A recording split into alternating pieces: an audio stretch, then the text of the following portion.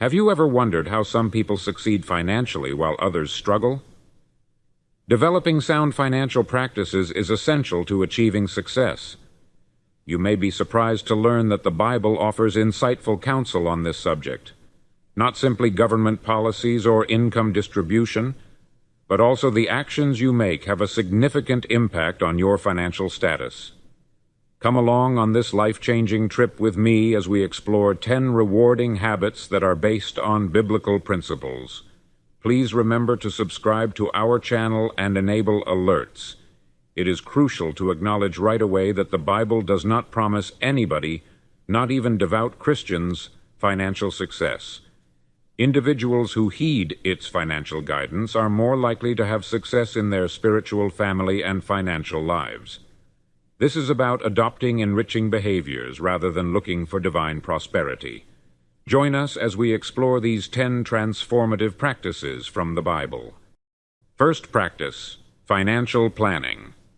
As demonstrated by Luke 14:28, which emphasizes the importance of making well-informed decisions at the core of financial planning is not only a practical necessity, but also based on biblical principles. Who among you, when planning to construct a tower, does not first carefully consider the expenses involved to ensure that there are sufficient resources to finish it? Is one of the verses that highlights the importance of financial planning. In the same way that a builder carefully weighs the costs before starting a project, financial planning forces us to assess our resources, set clear financial goals, and create a strategy to reach those goals. This biblical approach to budgeting highlights the value of managing our financial blessings responsibly and exhorts us to refrain from waste and hasty judgments. The book also stresses the value of appreciation, urging us to be content with what we have even while we work for our objectives. People may embrace biblical teachings on mindfulness, discernment, and ethical resource management, while still securing a solid financial future by making financial planning a priority. This strategy results in a life that has meaning and purpose. Second rule, don't live above your means. Choosing simplicity over luxury does not mean leading a life of scarcity. Rather, it means realizing that our resources are finite and making appropriate use of them. The passage encourages us to distinguish between essentials and extravagance, which helps us feel content and grateful for what we have right now. Living within our means allows us to devote our funds to more significant financial objectives, including investing, saving, and helping the less fortunate. We agree with biblical teachings that condemn the excessive desire of worldly goods by adopting this beneficial practice. Our main goal is to live according to important principles like compassion, love, and helping others. Living below our means promotes satisfaction and is consistent with the biblical idea of valuing riches in heaven above worldly things. Matthew 6:19-21. It also helps us attain financial security. This well-considered and balanced approach to money management not only improves our lives, but it also creates a lasting impression on the next generation by highlighting the significance of financial responsibility. Third principle, judicious investments. Matthew 25:14-30's parable of the talents aptly illustrates the need of wise investing decisions in our financial path. The fable relates the narrative of a master who gives his subordinates varying sums of money, talents, and anticipates that they would use it wisely. The one who chooses to bury his gift is rebuked, but the slaves who prudently invest and grow their talents are rewarded. This story reminds us that it is our duty to handle the riches that God has given to us carefully. Investing is an excellent method to use our money and build wealth over time. We shouldn't allow fear to stop us from following this important financial habit. Rather, consider it an opportunity to grow and become financially independent. As our expertise and understanding in the field of investments increase, we also uphold the biblical teachings on responsible stewardship, which improves our financial literacy. The benefits of wise investment are similar to the gifts given to the obedient slaves who increased in number. we may realize our life objectives and attain financial prosperity by making prudent financial decisions, all while having a beneficial influence on others. With faith that the financial development and stewardship route we choose is consistent with the ageless lessons found in the parables found in the Bible, let's embrace it. Number 4, spreading out your revenue. Ecclesiastes 11:6 offers a very insightful lesson by showing us a farmer carefully planting seeds at the crack of dawn. This verse from the Bible serves as a helpful reminder of the value of having a variety of revenue streams. Just as a prudent farmer would diversify their crops, it's critical that we minimize the danger associated with relying only on one source of income. The farmer exhibits a conscientious and proactive attitude toward grasping life's prospects by his commitment to planting seeds in the morning and continuing to be productive throughout the day.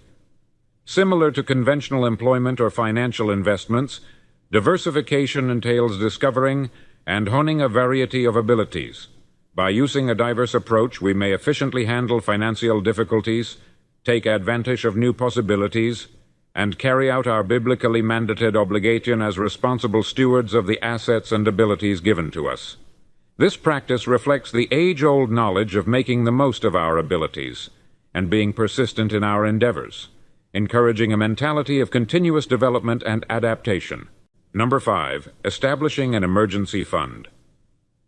Ecclesiastes 9:1 reminds us, "No one knows when trouble will come." This verse highlights the unpredictable nature of life's challenges, emphasizing the significance of being prepared and making wise financial decisions. Biblical wisdom strongly supports the idea of establishing an emergency fund. Just as it makes sense to save money for unexpected expenses, creating an emergency fund is a reflection of the biblical principle of resource management. This article makes a strong case for the need of having a financial safety net. It highlights how it might shield us from unforeseen financial difficulties, such as abrupt job loss, auto repairs, or medical expenses. When confronted with difficult situations, we may avoid debt and financial distress if we have a sizable reserve of money. By incorporating this beneficial practice into our financial life, we may create stability and increase our capacity to easily reach our larger financial objectives. It is impossible to exaggerate the value of having an emergency fund. It gives us the mental and financial stability we need to deal with life's unforeseen circumstances. This approach also exemplifies the biblical idea of prudent resource management and cautious preparation, which may eventually lead to a more stable and successful financial future. Number 6, seeking knowledge. Proverbs 3:13. Blessed is the one who finds wisdom, the one who acquires understanding, highlights the practical pursuit of seeking wisdom as well as a deeply ingrained biblical principle. Wisdom proves to be more profitable than silver and yields superior returns than gold. This verse emphasizes the superiority of wisdom over material wealth.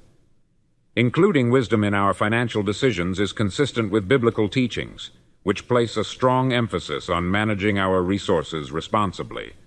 The text encourages us to investigate the areas of financial management, prudent investing, and creating a secure financial future. Careful thought and well-informed decision-making are necessary to prevent rash decisions that could lead to financial difficulties. Furthermore, the quest for wisdom is an endless path that is consistent with the biblical idea of continuous development and self-improvement. Applying wisdom to our financial situation not only guarantees our own financial security, but also makes a positive contribution to a more stable and prosperous society. Careful consideration extends beyond financial issues and influences our decisions in life, fostering an awareness and discernment that benefits not only our financial security, but also our inner selves. In summary, the study of wisdom transcends practicality and enters the domain of spirituality, providing a rewarding route that is consistent with biblical teachings and leads to both financial stability and a stronger sense of purpose. Number 7, commitment and work. Proverbs 12:27 is a passage that highlights the value of hard work and how it can lead to prosperity in the form of material possessions as well as other areas of life. It says that those who are diligent will reap the rewards of their labours. The verse compares the satisfaction of a successful hunt to the significance of consistent and focused effort. When we apply our skills, talents, and efforts in our work, we not only fulfill our duties as stewards of the resources and abilities entrusted to us by the divine, but also show our commitment to God. Diligent work is a means of flourishing and making a positive impact on society, benefiting not only ourselves but also those in our vicinity. This behavior aligns with biblical teachings that emphasize the value of diligence and the rewards that come from exerting effort. Hard work is not only a means to achieve material success, it is also a path towards personal growth. The development of traits like self-control, perseverance, and a strong work ethic can have a significant influence on our relationships and character. In the end, hard work transcends being a means to an end. It is a noble and fulfilling way of life that enriches both the material and spiritual realms and enables us to fulfill our responsibility as diligent stewards of God's creation. Number 8. Leaning toward contentment and avoiding the dangers of greed. The section found in 1 Timothy 6:6-10 addresses. The pursuit of wealth can lead to various forms of wrongdoing. Some people have strayed from their beliefs and suffered numerous hardships as a result. But the pursuit of godliness coupled with contentment is truly invaluable. We enter this world empty-handed and leave it just the same. As long as we have food and clothing, we can find contentment. People who desire wealth often find themselves falling into temptation and harmful desires, leading to ruin and destruction. The text warns against the dangers of being consumed by material wealth, as it can give rise to destructive desires and potentially undermine one's spiritual beliefs. It emphasizes the importance of finding contentment in the simple things in life, like food and clothing, and prioritizing meaningful and virtuous endeavors. This passage serves as a gentle reminder of the value of finding contentment in our current circumstances, rather than relentlessly pursuing material wealth. This text reminds us of the significance of satisfaction and prudent resource management. It may help foster a feeling of financial tranquility and limit the impulse to splurge, accumulate debt, or participate in dangerous financial conduct motivated by a longing for excessive riches. Number 9. Paying God a portion and giving back.